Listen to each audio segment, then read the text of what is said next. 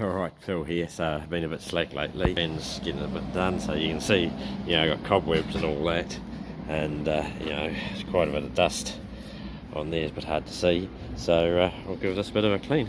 Cool, so this is where we've got the cleaning materials for the cars and that, and the hoses, and it's a little bit of disorganised to get to stuff. So here's the next struggle. This lead's all wound up tight, and it's actually a struggle to undo it. The next struggle I've got is this is the detergent bottle, and it's here, and now I can see myself making a mess here. So I've just gone and found this funnel lying around, so I'm going to dedicate this funnel to over here, so we've always got it. So I need to label it and go from there. But as I'm coming across the struggles, I'm solving the problems. So the next thing is, I don't know how much detergent, the ratio this takes. I'm putting this in neat. So what I'm only going to do is I'm only going to fill this much up, just in case it over concentrates it. So I'm not too sure how that's going to work. But again, just running a small batch to see what happens. Next thing is all these fittings clip together and seal with an O-ring. So all the O-rings are all dry. So I'm just going to put a little bit of silicone on them.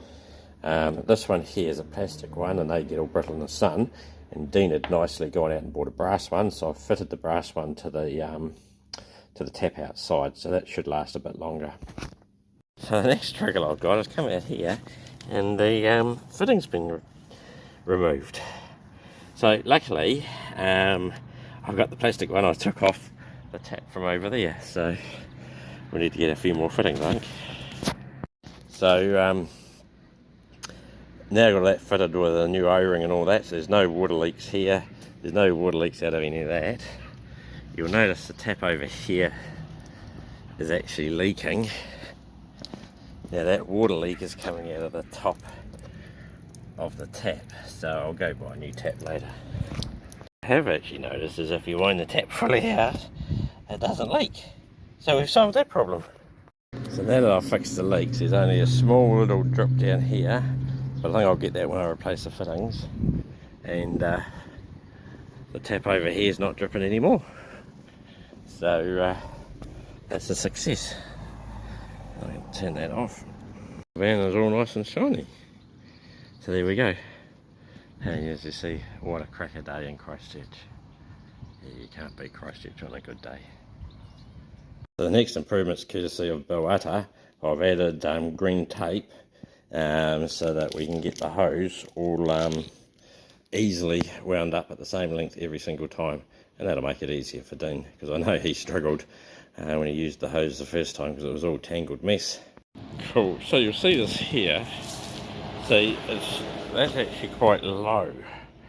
So I've got to bend down. It's just got tiddly little wheels. It's just a toy really. So it's not very easy to move around. So again, another thing I'm going to try and sort. Cool, so I'm just building my water blaster cart. And the next thing is I'm making a bracket for the hose. But you'll see now, my loops are too big, so I'm going to have to readjust those. Okay, so I'm running an experiment, and so I got these ties here. I mean, that's hung up here, that's off the ground, but there's a bit much weight in the power cable, so it didn't quite work. But that's okay, we'll go back to the drawing board. Okay, my lean friends, I finished for today with improvements to my water blaster cart. So, that's a couple of things. We've got this idea from Bill Utter, my buddy. So that means that when you coil all those green tapes together, the hoses won't drag on the floor. It's a perfect size hulk. I've done the same also for the water blaster hose, which is at the back. So put that on first, because that's the last hose you'll need when you're setting it all up. The first hose you need is on the front. The water blaster lance goes in here. But just in case you forget, I've labelled it so there's no ambiguity. So that's just a bit of PVC pipe with some hose clamps holding that on. Taking me a couple of iterations to get my power cable correct, but I've got that sorted. Again, same deal, all the green, you can see the green tapes. That means that the power cord won't dangle on the floor when you rotate it. And I've added a spot for the car wash brush. And again, it's got a label, so no ambiguity. And on here, so this is where you got your hand, so I've actually put clear packing tape as well so that that sticker won't come off. but it's taken all the ambiguity out of it. Probably just need to do a power switch label here, because that's not very obvious, so that might be my next improvement. Yep, that makes it much clearer and easier, so there's no ambiguity, and that's much easier to work with. And the other improvement I've made is it's now right there, as close as we can get it to the car and as close as we can get it to the tap.